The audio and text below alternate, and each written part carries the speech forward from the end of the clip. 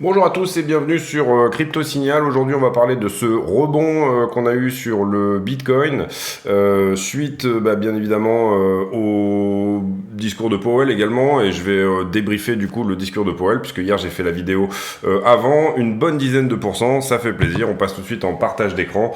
J'en profite pour dire à ceux qui le souhaitent de ne pas hésiter à s'abonner, activer la cloche de notification, venir nous rejoindre sur le Discord dont le lien est en description de la vidéo. Et bien évidemment, mettre éventuellement un like si vous appréciez le contenu et un commentaire d'encouragement. On passe donc à l'analyse. Ici, hier, on avait évoqué la possibilité, pendant le discours juste avant le discours de Powell, d'une petite baisse et puis ensuite qu'on se reprenne bien. On avait vu que le momentum était plutôt bon. On avait vu que le shop était bien chargé en daily, donc l'indice de la volatilité à venir. On ne sait pas dans quel sens le prix va partir, mais on sait qu'on a latéralisé pendant un certain moment, qu'on a ici, on était dans ces eaux-là, là. Donc du coup, qu'on a un petit peu annihilé tout ce mouvement-là. Vous voyez que ici, on a pété littéralement ce triangle, donc ça, c'est une bonne chose. Pour l'instant, on va pouvoir supprimer ça. On passe par-dessus, et ça, c'est très important pour moi, cette résistance-là qu'on aurait pu avoir autour des 20 700. Vous voyez ici que le prochain point à prendre, globalement, on a une double résistance ici qui va se présenter autour des 22,4. Et si jamais je vous montre l'index, donc ça, c'est plutôt les résistances très long terme, hein. Une autre résistance ici au 23,2. Puisque ça, c'est vraiment une trend de très long terme. Il faut absolument qu'on la réintègre. C'est une trend depuis 2015. Et celle-ci, c'est une trend que moi, je juge extrêmement pertinente. Puisque tout simplement, déjà, elle nous dessine cette épaule tête-épaule. Elle nous avait rejeté ici. Et que, voilà, c'est vraiment quelque chose pour moi qu'il faut qu'on redépasse cette trend-là. De manière à, bien entendu, annihiler cette épaule tête-épaule. Sinon, on est juste sur un retracement logique au 0,68. Hier, j'ai fait une vidéo. Dans les 5 premières minutes, j'explique pas mal de scénarios en Elliott. On va juste les reprendre mais très rapidement, puisque sinon, allez voir les 5 premières minutes de la vidéo d'hier, et puis vous serez fixé là-dessus. Les deux scénarios, tout simplement, c'est que on soit dans une flat ici, donc en A, B et C. Vous voyez que c'est une correction parallèle, hein, ce qu'on appelle un range vulgairement, un petit peu pour ceux qui ont on va dire, voilà, pour ceux qui aiment plutôt parler dans des termes vulgarisants. Donc là, on serait dans ce scénario-là, on viendrait chercher la liquidité au 25, et on sait qu'il y en a, hein, quand on regarde la heatmap, qui est là, vous voyez que de la liquidité au 25, on sait qu'il y en a ici, donc du coup ça nous dirait qu'éventuellement le prix serait en train de juste venir chercher cette liquidité là, on a plusieurs centaines de milliards, vous le voyez ici, en position leveragée qui attendent, et voilà, donc l'idée ici c'est potentiellement soit on fait ce scénario de range, c'est-à-dire qu'on vient prendre la liquidité qui existe effectivement au 25, soit on est ici dans un autre scénario, qui est celui où du coup on ne prend pas cette flat dans ce sens-là, mais on a fini ici une 4 et qu'on est en train de dessiner déjà cette vague 5. Quand est-ce qu'on le saura ? D'abord, pour moi, il y a un niveau sur lequel il faut être extrêmement attentif, c'est le 0,618 de toute cette baisse-là. D'accord, ici vous le regardez. Pourquoi ? Parce que tout simplement, la vague 5, théoriquement, devrait se faire en 3 vagues. Et que donc du coup, ça pourrait nous donner en fait un scénario où la 5 fait un zigzag, c'est-à-dire qu'elle fait ça, elle remonte au 0,618, là en l'occurrence, on est sur un prix de 22,400, et vous voyez que ça correspond, pardon, je vais vous le mettre un peu mieux, vous voyez que ça correspond à peu près pile poil à l'endroit où je vous dis qu'il y a convergence de résistance à venir, et puis ensuite on fait un mouvement soit de 1 pour 1, soit de 1,618. Donc globalement, ce qu'on peut dire là-dedans, c'est qu'on va être fixé plutôt bientôt, soit on revient au 25, soit on échoue tout simplement au 22,4. Et puis, étant donné que maintenant on a passé cette résistance ici des 20 700, quelque chose comme ça, soit on échoue effectivement au 22,4, et là on s'en va, on revient dessiner 5 vagues pour faire la C ici.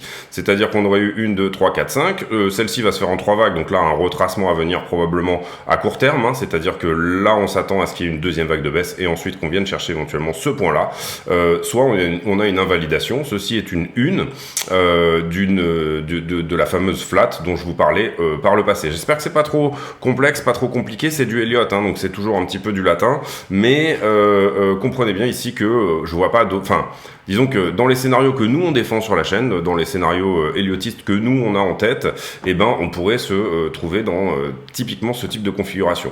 Je privilégierais personnellement la première, c'est-à-dire que cette 4 n'est pas finie, et si on veut avoir une 4 vraiment harmonique, pour moi elle doit venir soit ici, soit là, c'est-à-dire soit aux 29 000 $, soit tout simplement au à peu près 26.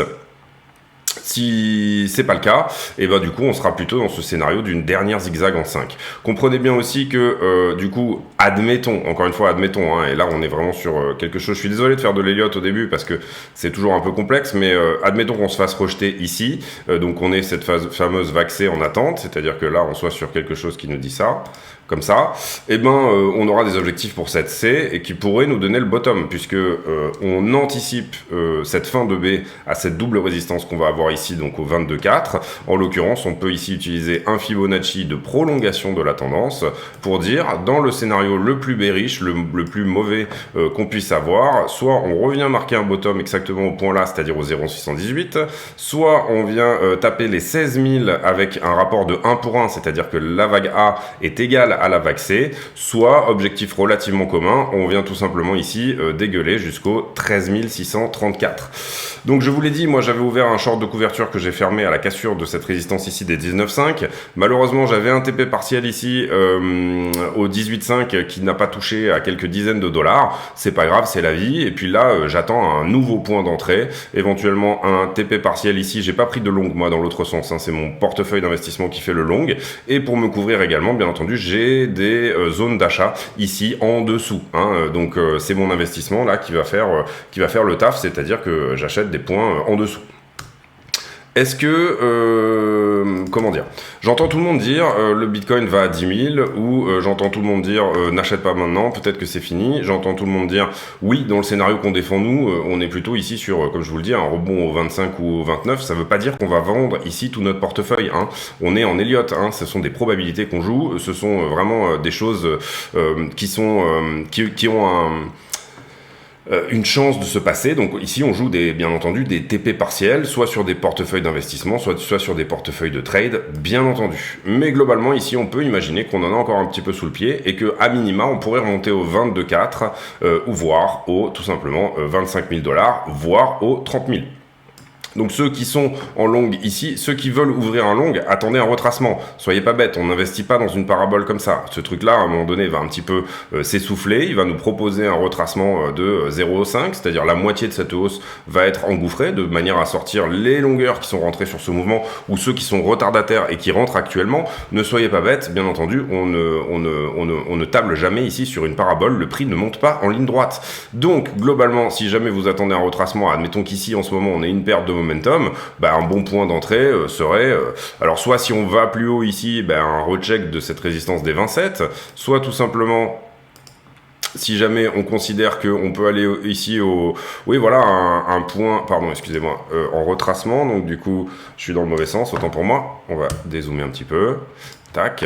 Un retracement, si là on voit qu'on commence à perdre un peu du jus, etc., une zone d'investissement qui pourrait être intéressante, c'est tout simplement entre les 19,8 et les 19,5. Voilà, vous aurez peut-être ici un retest de cette résistance ici des 19,5. Oui, d'accord, on a passé celle-ci. On va voir éventuellement si on clôture au-dessus. Hein, on est peut-être juste en train ici de venir chercher de la liquidité au-dessus de ce plus haut-là. Donc voilà, à voir en fonction. Personnellement, en tout cas, je pense qu'on est haussier, et je l'ai dit déjà hier avant le discours, je pense qu'il va se passer quelque chose là en ce moment. Pourquoi ? Parce qu'on a un CPI, donc l'indice des prix à la consommation américain, qui va sortir dans 4 jours.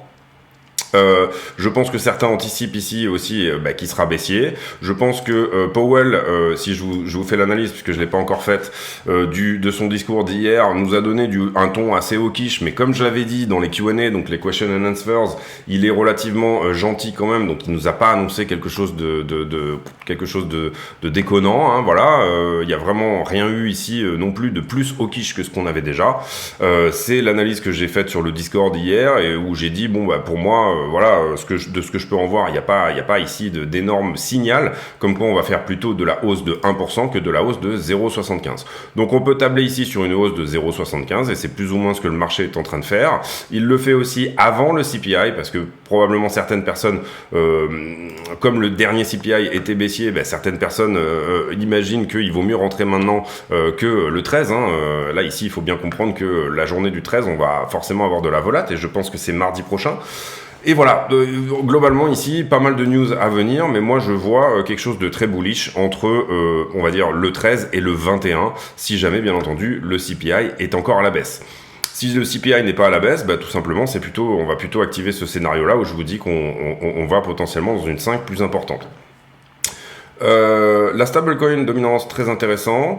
On avait ici et je vous avais dit on vient retaper le haut du canal, ce canal est très vieux, il date de 2018, donc du coup hyper propre au niveau de ce qu'on a fait tout simplement en termes d'action de prix. J'avais mis en avant ici ce biseau dont on avait touché la target, on l'a touché pile poil en haut du canal et à partir de là un rejet. Donc ici sur la stablecoin dominance on avait aussi pas mal de signaux comme quoi potentiellement on avait atteint un top. La stablecoin dominance, je vous rappelle qu'on veut qu'elle baisse, c'est la dominance des stablecoins sur le marché des cryptos, donc du coup voilà. Si jamais on dessine ça, c'est-à-dire une épaule tête-épaule, on aura ici une target pour la stablecoin dominance de 8%. Donc si jamais on arrive ici et qu'on descend et qu'on arrive à péter tout simplement cette résistance là que vous voyez, eh bien on aura quelque chose de très très joli en termes de rebond technique pour le Bitcoin, c'est-à-dire que la stablecoin dominance sera aux fraises, enfin qu'elle sera en train de chercher de cueillir les pommes de terre, d'être à la cave, et que vous comprenez que 6% des stablecoins en circulation, puisque là on est à 15%, 7% des stablecoins en circulation ici pourraient revenir sur le marché, donc c'est vraiment quelque chose également qui nous montre, alors si ça pète, ça va pas encore pété, en l'occurrence on pourrait très bien avoir ça, et là on activera le scénario le plus bearish dont je vous parlais tout à l'heure. Donc on a deux scénarios qui se confrontent et qui globalement pour l'instant restent haussiers tous les deux, en tout cas à court terme, pour avoir peut-être un plus 1000 $ ou ce genre de choses sous le pied. En tout cas c'est ce que moi je vois personnellement avec mes indicateurs. Maintenant est-ce que c'est le moment de rentrer là-dedans? Non, il vaut mieux attendre bien entendu un retracement, c'est ce que je vous expliquais tout à l'heure. Sur Ethereum, ici. Qu'est-ce qui s'est passé? Eh bien, du coup, Ethereum est également en train de rebondir, mais lui, il arrive sur résistance. Autant Bitcoin a passé la sienne, autant Ethereum arrive juste au moment où peut-être il est en train de prendre un certain niveau de liquidité là, et là, on attendra un peu plus de confirmation. Il est parti beaucoup moins fort que notre ami Bitcoin. Il a fait plus 5 et Bitcoin a fait plus 10. Donc du coup, je trouve ça hyper intéressant aussi aller voir éventuellement Ethereum contre BTC. Néanmoins, on est toujours aussi en train d'activer un scénario qui est plutôt joli sur Ether, c'est-à-dire une épaule tête-épaule inversée également. Je vais vous la montrer en 4 heures. Hop. Ici où vous avez l'épaule, la tête et l'épaule, on vient de péter la ligne de coup là, instantanément. Alors c'est du chartisme, ça reste des probabilités, mais elle est pas très jolie, mais elle est plutôt encourageante quand même. Et en gros, en termes de target, on aura quelque chose comme ceci. Donc on prend l'amplitude de la figure de la ligne de coup, et là je me suis planté, je crois que j'ai pris un petit peu au-dessus, donc soyons précis. La ligne de coup elle est là, ok. Vous la voyez, de l'aisselle à l'aisselle, d'ailleurs elle est pas super bien tracée, elle va être comme ça. Hop. Et du coup, là, ce qu'on vient potentiellement d'activer, c'est tout simplement un Ethereum qui revient jouer avec les 2000 $. D'accord ? On attendra éventuellement le pullback pour rentrer, même chose, toujours toutes les choses que je vous apprends et pas que je vous enseigne parce que j'aime pas l'idée, mais tout simplement que toutes les choses que je vous mets en évidence tous les jours. Sur Ethereum BTC, on a un rejet. Et là, vous comprendrez que ça, pour le coup, c'est un peu moins bon, on va dire, pour les targets qu'on avait sur Ethereum BTC, c'est-à-dire en l'occurrence les 0,09.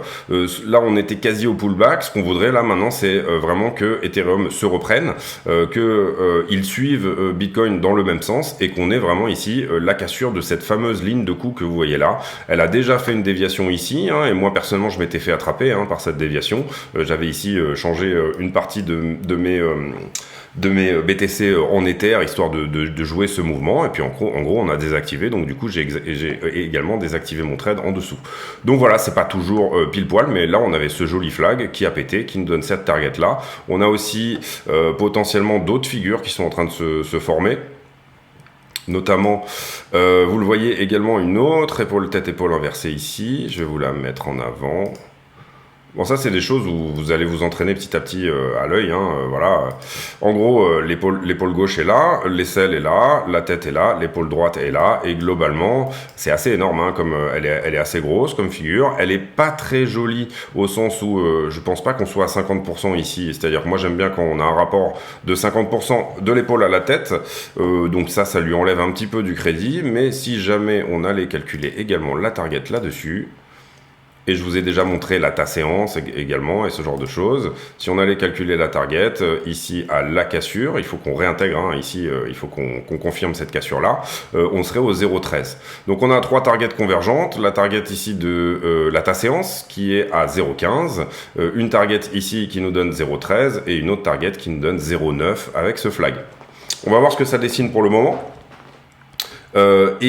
Cette résistance-là, la blanche, donc celle au 0,081, est très importante. C'est très important de la regagner ici et de la garder pour ne pas essuyer un rejet. Voilà pour tout ce qui est action de prix. Je suppose que j'ai fait un petit peu de temps là-dessus, mais c'était important de refaire le point un petit peu sur ce breakout et où est-ce qu'on en est, etc. Personnellement, je reste toujours sur mon scénario où Ether pourrait aller au 2,4 sur ce retracement ici d'une 4. Je reste également, puisque Ether est plutôt en zigzag, autant Bitcoin on pourrait définir une flat, mais Ether serait plutôt en zigzag. On va voir comment se comporte Ether ici à cette résistance des 1720. On veut vraiment ici que ça pète vers le haut pour venir revisiter les 2000. Une fois qu'on aura revisité les 2000, on regardera un petit peu la structure qui est en train de se créer ici. Et là, on verra s'il pourrait aller à notre target ultime qui pour l'instant est de 2004. On avance ici petit à petit, en tout cas on sent le vent, voilà, on sent un petit peu les choses et vous voyez ici l'Ethereum dominance qui retrace puisque Bitcoin a bougé très fort ici et la Bitcoin dominance qui je pense rebondit légèrement. Vous le voyez ici, voilà, avec un scénario où vraiment la Bitcoin dominance est en train, vous le voyez, la jolie double bottom, et qu'elle est en train de repartir. Est-ce qu'elle va repartir pour autant vers le haut? Est-ce que ça va nous donner une Bitcoin season? On pourrait aller voir ici sur les indicateurs à quel point ça a baissé. On est toujours à 96 parce que je pense que il va falloir que tout simplement le truc s'actualise jusqu'à demain, donc on fera le point là-dessus demain. Voilà pour l'action de prix. Ici, est-ce que c'est juste un petit pullback sur cette trend que vous allez voir qui est assez évidente à voir Voilà, ici, est-ce qu'on est en train de retester cette trend et on va se faire rejeter? Ou alors, tout simplement, est-ce que Bitcoin est réellement sur un niveau de retournement? Personnellement, je trouvais que, voilà, en bear market, cette Bitcoin dominance était très encourageante pour se dire qu'on pourrait avoir un rebond ici. Et là, ce qu'on pourrait avoir, c'est tout simplement une sorte d'arbitrage où les gens regardent leurs alts, ils regardent Bitcoin, ils voient que Bitcoin performe un petit peu mieux. Vous le voyez, on a peu de choses qui sont à 10%, à part Atom qui prend 13% aujourd'hui. Et dans les choses que je regarde moi habituellement, on a peu de choses qui sont comme les Bitcoins. Donc les choses rentrent un petit peu plus dans l'ordre, j'ai envie de dire. Ensuite, les news, on a eu ce discours de Powell hier, on a le CPI, la mort de Elisabeth II, l'Europe qui garde des pourparlers, on va dire, d'urgence sur les marchés de l'énergie, le prix du pétrole qui augmente, donc ça on va aller vérifier si c'est vraiment important, parce que du coup, nous on veut que le pétrole baisse pour que l'inflation baisse, vous l'avez compris, le pétrole qui reprend ici 3%, Pour l'instant, rien d'inquiétant. Il faudra. On avait atteint ici cette superbe target pour l'épaule tête-épaule, vous le voyez. Est-ce qu'on a rebondi sur support ou pas? Pas vraiment. Le support pour moi, il était plutôt ici. En tout cas, on est à des niveaux bien inférieurs que février. Vous le voyez ici, le 24 février, au moment de l'invasion de l'Ukraine par la Russie. Vous voyez qu'on est à des niveaux qui sont bien inférieurs. Donc pour moi, éventuellement sur fond de FUD un peu de cette guerre en Ukraine, on pourrait éventuellement revenir faire un bisou à cette droite-là. Ça nous ramènerait un pétrole au 93. Là, il est à 90. Vous comprenez que ce genre de petit mouvement, il faut quand même y prêter attention. L'indice des commodités dans son ensemble qui fait un rebond aussi. Et là, pour moi, la target, elle est à 647. Le gaz revient aussi, en fait, toutes les commodités remontent, hein, le cuivre. En fait, quelque part, on est peut-être ici en train de se dire que la récession ne sera pas aussi grave que ce qu'on pensait, hein, puisque le pétrole reflète assez facilement les targets d'une récession. Quand il y a une récession, le pétrole baisse. Quand on envisage une récession, pas quand il y a une récession, mais quand on imagine une récession dans le futur, le pétrole baisse. Et quand c'est l'inverse, le pétrole augmente. Ici, sur CoinMarket, sur CoinDesk, rien de bien fou.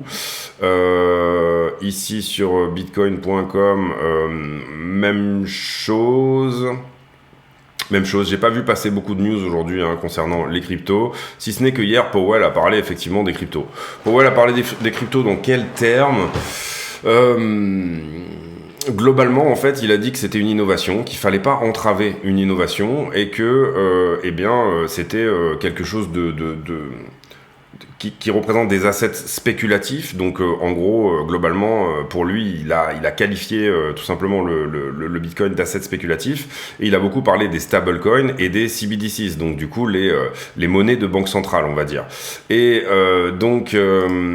en l'occurrence ici, ce qu'il nous a dit Powell, c'est que il faut bien entendu légiférer, il faut une régulation. On peut pas appeler stablecoin, on peut pas appeler de l'argent et quelque chose de suffisamment liquide et suffisamment sûr, comme si c'était le dollar. On ne peut pas l'appeler comme ça si ça n'est pas vrai. Je pense qu'il faisait référence bien entendu à l'UST de Luna, qui a totalement mis dans l'embarras tous les investisseurs qui étaient dessus. Et voilà, il a appelé à une régulation assez forte. Il l'a dit aussi également qu'il n'était pas en train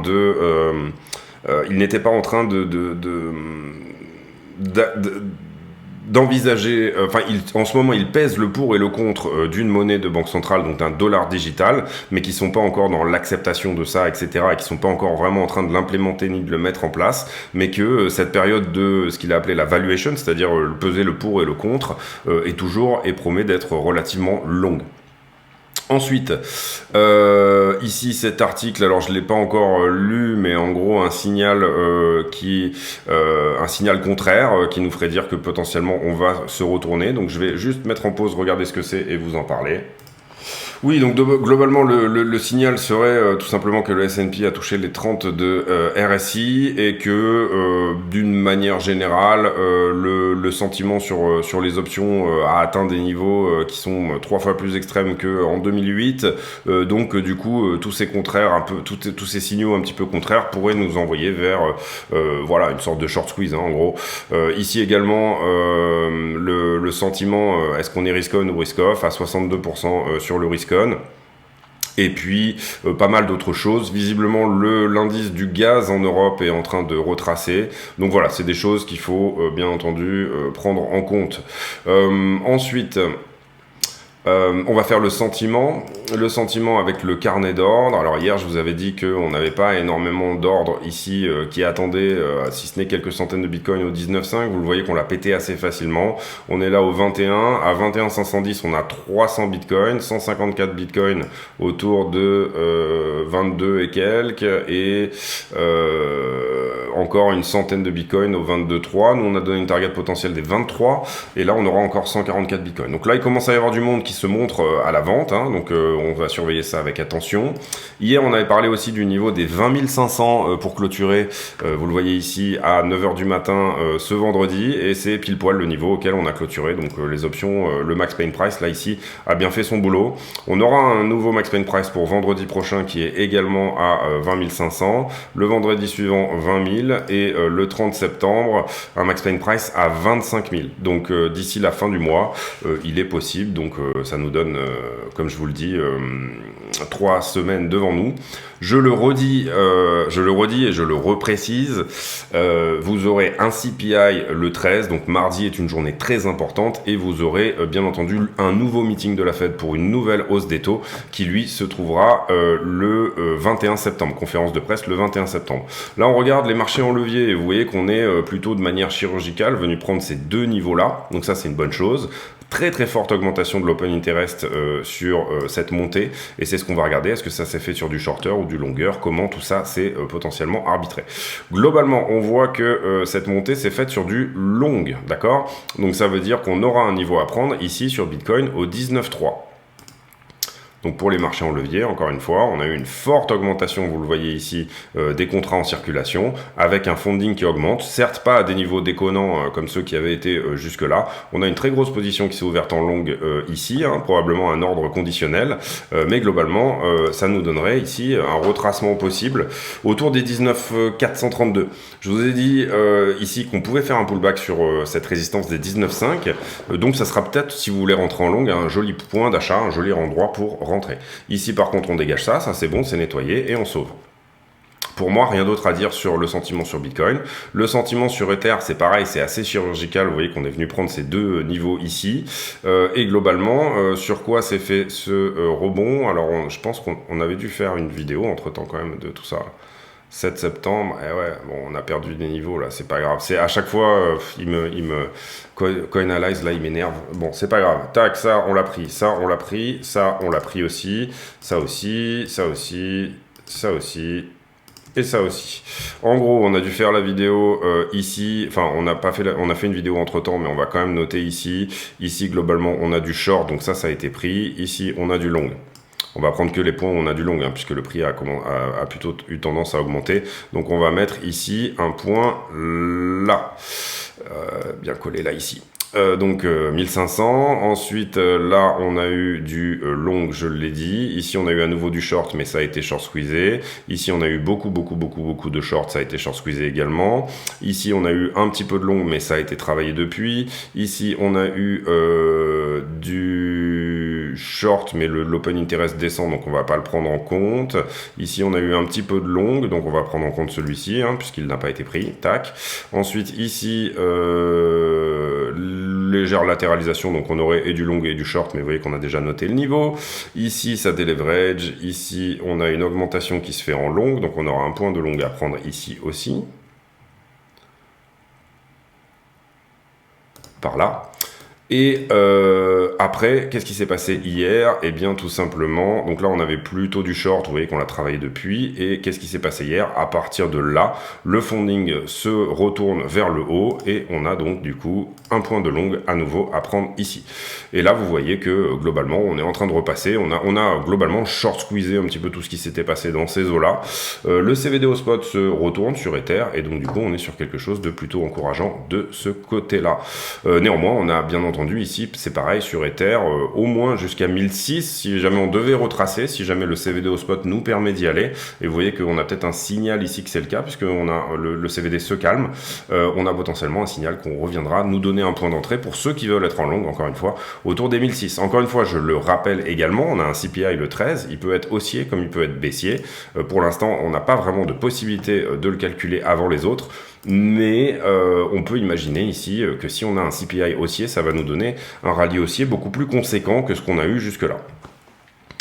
On continue, et vous le voyez, on voit tous ces longues là, c'est exactement, ça revient un petit peu à ce que je vous disais tout à l'heure, c'est-à-dire que vous avez du longueur qui est rentré sur ce mouvement, donc du coup on a des grosses positions, et si jamais on devait nettoyer, globalement, oui, ça nous donne même les 19, nous on avait dit les 19,5, si jamais ce mec là est effectivement en levier x50, le gros là, celui que vous voyez là, qui est une position à 100 millions quand même, 300 millions pardon, 300 millions, et bah du coup on reviendrait chercher cette position autour des 19,5. Qu'est-ce qu'on a liquidé dans les derniers temps? Eh ben, on a liquidé 259 millions sur les dernières 24 heures, principalement du long également du short. Donc vous voyez que c'est assez intéressant ça aussi de voir que en fait on pourrait imaginer que tout ça était un gros short squeeze. En fait on a quand même ici une demande au spot en face qui est assez conséquente. On va aller regarder d'ailleurs les volumes sur notre ami Binance qui continue à augmenter. Alors c'est pas incroyable, on va se mettre en daily pour mieux y voir un petit peu. Hop, et on va refresh ici. Alors là, on est sur l'index. Vous voyez qu'on a une augmentation sur l'index, mais que ici, on n'est pas sur quelque chose de dingo. Donc, ça aussi bien le prendre en compte. Et par contre, sur Binance, on a une très forte augmentation des perps. Donc, sur l'index, ce qu'on veut voir, c'est tout simplement que ces types de volumes journaliers là viennent dorénavant à peu près au niveau pré-bull run. Vous le voyez, là, on avait eu une grosse, et c'est ce qu'on a eu un petit peu là-dessus, sur le bottom là. Et puis après, on veut une augmentation progressive des volumes tout au long du bull run, c'est-à-dire que on veut une jambe haussière et qui soit également soutenue par le volume. Pour l'instant, on a eu une jambe baissière qui est soutenue par le volume, et j'ai parlé de ce phénomène hier en disant tout ça se passe plutôt en général sur des bottoms, puisque en face de chaque vendeur, vous avez un acheteur, et donc du coup, nous, ce qu'on veut voir là, c'est encore un nouveau pic ici, mais à présent, quasiment en fait à la cassure, vous le voyez ici, que là, ça engendre vraiment du volume acheteur, c'est ça qu'on veut voir. Pour l'instant, c'est super qu'on ait un volume qui augmente, et personnellement, moi, je le vois comme ça, mais là, pour moi, on a de plus en plus de volume. On est à présent, et vous le savez, on dit sell in May and go away, et en fait on dit buyback à la Saint-Léger, et globalement c'est exactement les eaux dans lesquelles on est en ce moment. Voilà, je pense que j'ai fait le tour, j'ai parlé de la dominance, etc. Oui, ça ira pour aujourd'hui, je pense. Donc du coup, je vous laisse là. J'espère que cette vidéo vous a plu. Si c'est le cas, abonnez-vous, activez la cloche de notification. Venez nous rejoindre sur le Discord, dont le lien sera en description de cette vidéo. Mais pour le moment, voilà, à part un petit retracement, ce qui serait tout à fait normal. Là, on a eu une jolie poussée et c'est normal qu'on souffle à un moment donné. Je pense qu'on est plutôt dans le retracement de tout ce qu'on avait baissé ici. Bien surveiller le niveau des 22,4 pour moi, voilà, c'est quelque chose d'important, cette double résistance ici, et également le niveau, on a un niveau autour des 23 qui est plus sur de la résistance très long terme, donc bien surveiller ça. Si on retrace aujourd'hui et qu'ensuite on revient chercher les 22,4, ben, ça sera un petit peu la même chose. Là on va bientôt être en week-end, on va bientôt voir également ce que va nous donner la journée de Wall Street, donc à l'ouverture à 15h30, qu'est-ce que ça va nous donner en termes de momentum sur les actions. Est-ce que les actions vont suivre Bitcoin, et est-ce qu'on va avoir un rebond des actions, ou alors est-ce que tout simplement ici on va plutôt être sur quelque chose de bear. En l'occurrence sur alors Nasdaq, moi je préfère prendre les futurs. Sur les futurs Nasdaq, hop, on a eu ici hier un petit retracement haussier également. Potentiellement, ce que j'avais dit, c'est un rebond au 61,8, donc ça voudrait dire ici nous donner quelque chose autour de 316 points. 316 points, potentiellement, sincèrement, peut-être qu'aujourd'hui on pourrait monter en tout cas au 311, à voir ce qui va se passer réellement sur les niveaux boursiers. En tout cas, ce niveau très important ici des 296 sur Nasdaq a été maintenu. Et sur le SP500, c'est un petit peu la même chose, hein, on va dire, la même idée. C'est que globalement, on a un niveau au 3945 ici qui devait absolument être tenu. Et en gros, là, on le tient. On garde cette trend, vous le voyez haussière, qu'on avait eu là entre ce point-là et celui-ci, même si on fait une petite déviation dessous. Et on est ici sur un point de rebond technique très intéressant. Donc voilà pour moi. Je pense ici que le CPI va nous donner le ton. Je pense qu'il y aura de la volatilité mardi, mais je pense que c'est vraiment le CPI qui va nous donner le ton. Je pense que ce week-end, on pourrait retracer, peut-être pas aujourd'hui, parce qu'on aura peut-être un momentum sur les actions qui va être haussier, en tout cas on l'espère. Et je pense que ce week-end, ça pourrait retracer un petit peu, histoire de nettoyer tous ces longueurs retardataires que vous voyez ici. Et je pense que ensuite, lundi, mardi, on risque d'avoir de la volatilité un petit peu dans les deux sens, et que on aura la réponse sur le CPI mardi. Alors je ne sais plus à quelle heure c'est, mais je vais vous dire ça.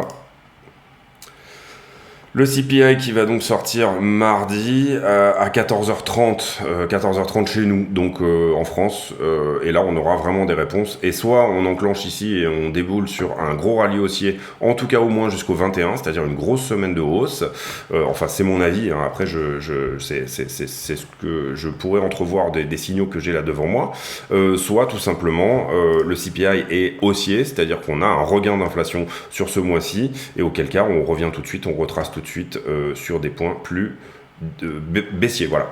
Donc encore une fois, n'hésitez pas à vous abonner, mettez un like, il n'y a que 10% des gens qui mettent un like sur la vidéo, j'aimerais bien qu'on monte cette fois-ci à 30%, pousser la chaîne un petit peu vers le haut, au plus il y a d'auditoires, au plus ça va être sympa pour moi de faire les vidéos, parce que j'ai l'impression d'avoir voilà, du retour, du répondant, et puis si jamais vous avez suivi cette vidéo jusqu'à la fin. La question du jour sera est-ce que vous aimez la pluie ou pas. Je sais qu'il y a des gens qui aiment la pluie, il y a des gens qui aiment bien quand il pleut, etc. Et là, on a eu une longue période de sécheresse, donc voilà, c'est une question à la con, encore une fois, mais c'est le concept de ces questions à la con de fin de vidéo. Donc si vous avez regardé la vidéo jusqu'à la fin, ça sera, le fait de répondre à cette question sera pour moi un petit clin d'œil et je vous répondrai avec plaisir, je réponds à tous les commentaires. C'est tout pour moi, je vous souhaite à tous une très bonne journée, on se retrouve demain pour un nouveau point météo pour le BTC face au dollar et également Ethereum, bien entendu, comme d'habitude. Pour l'instant, le plan se passe plutôt bien et voilà, on est sur quelque chose qui roule bien, donc bravo à tous si vous avez été dans le bon sens, etc. Je vous souhaite à tous une très bonne journée, on se retrouve demain, à bientôt.